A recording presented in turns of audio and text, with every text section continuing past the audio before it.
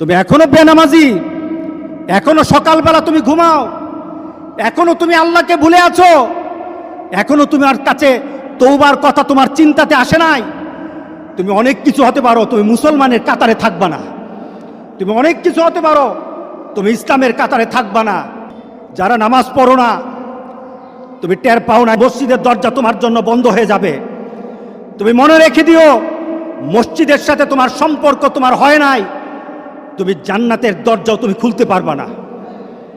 নামাজের ব্যাপারে আমাদের কোনো সহজতা নাই, কোনো কম্প্রোমাইজ নাই, কারোর সাথে আমার সম্পর্ক নাই। নামাজ আছে তো সম্পর্ক আছে, নামাজ নাই আল্লাহর সাথে তার সম্পর্ক নাই, আমার সাথে তার কোনো সম্পর্ক নাই। আপনি ঘোষণা দেন, পরিবেশ সুন্দর হয়ে যাবে, তওবা কবুল হবে, আল্লাহ আমাদেরকে রক্ষা করবেন, আল্লাহ আমাদেরকে রক্ষা করবেন ইনশাআল্লাহ। আল্লাহর কাছে তওবা করে করে কাঁদি, মাবুদ আমাদেরকে তুমি এই গজব থেকে বাঁচাও, আমাদের গজব থেকে বাঁচাও। আল্লাহ যেন সবাইকে হেফাজত করে, আল্লাহ যেন সবাইকে হেফাজত করে। নামাজ যারা পড়ে না, ঘাড় ধরে ধরে তাদেরকে আনেন। কেন নামাজ পড়বা না? তুমি মুসলমান, এই মুহূর্তে তুমি আমরা এক কাতারে দাঁড়াই। এটা যদি আপনার সন্তান হয়, ধরেন নামাজ পড়তে আসো। মুহাম্মদ সাল্লাল্লাহু আলাইহি সাল্লামের কথা কঠিন ছিল নামাজের ব্যাপারে। রাসূল সাল্লাল্লাহু আলাইহি সাল্লাম বলেছেন, তোমার সন্তান 7 নামাজ শিখাও, তোমার সন্তান 10 নামাজ না পড়লে তারে পিটাও। কে বলেছেন? কে বলেছেন? রাসূল বলেছেন। তাহলে রাসূল কঠিন হলেন না?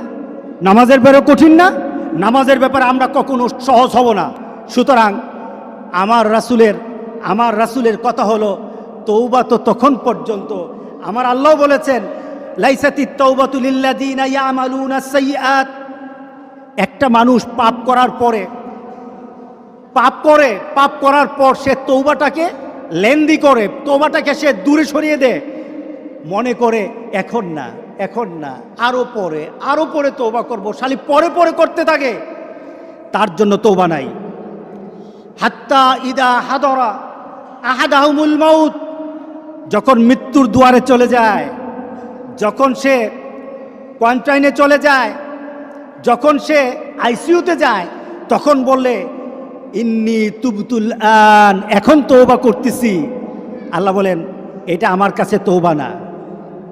যারা এইভাবে তওবা করে তাদের তওবা, আল্লাহ বলেন লাইসাতিত তওবা, এটা তওবা নয়, এই তওবা আমি কবুল করি না।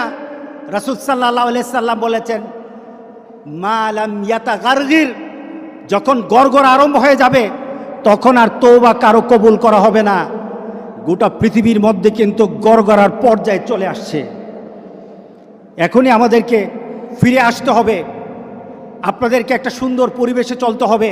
যেটা বলা হয়েছে, আমাদের হাত পা মুখ এগুলি সবসময় আমরা ধোবো, আমরা একটু পরপর হাতগুলি ধোবো।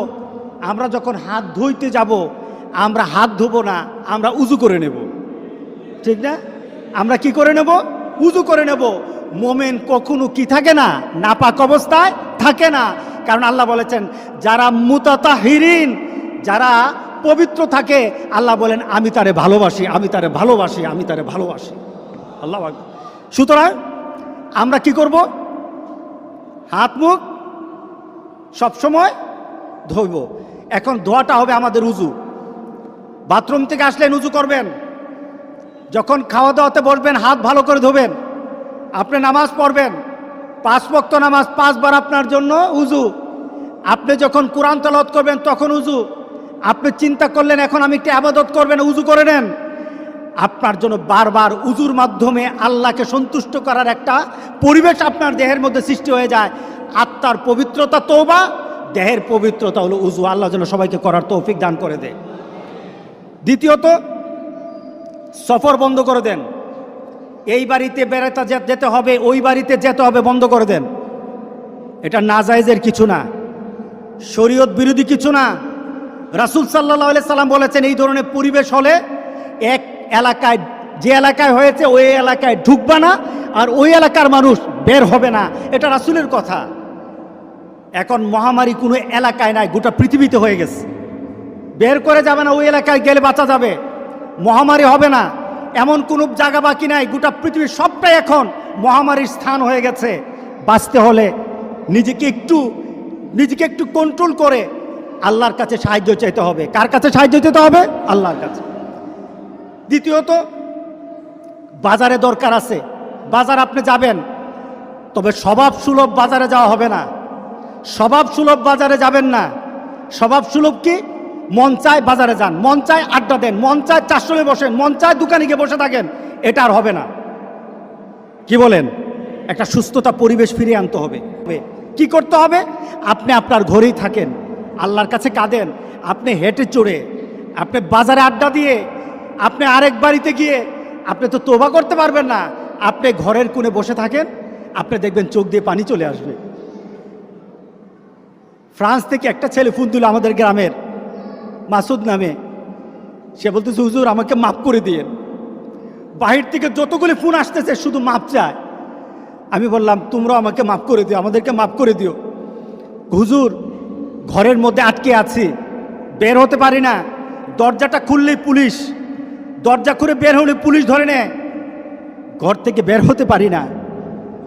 একটা চিন্তার মধ্যে পড়ে গেছি। আমি চিন্তা করলাম, এই যে মাপ চাওয়া, তওবা করা, একটা মানসিকতা সৃষ্টি হওয়া, ঘরের মধ্যে বসে থাকার কারণে সৃষ্টি হয়েছে। আপনি ঘরে বসে থাকেন, তওবা করেন আল্লাহর দরবারে, এত হাঁটাহাঁটি করবেন না। এটা বাংলাদেশ থেকে, বাংলাদেশ সরকারও এটা আমাদেরকে বলতেছে, কিন্তু আমরা শুনছি না। তৃতীয়ত, একটু আমরা সালাম বিনিময় করব। কি করব বলেন? বলেন কি বিনিময় করব? বেশি বেশি করে সালাম, আসসালামু আলাইকুম। দূর থেকে দেখতেছেন, আসসালামু আলাইকুম।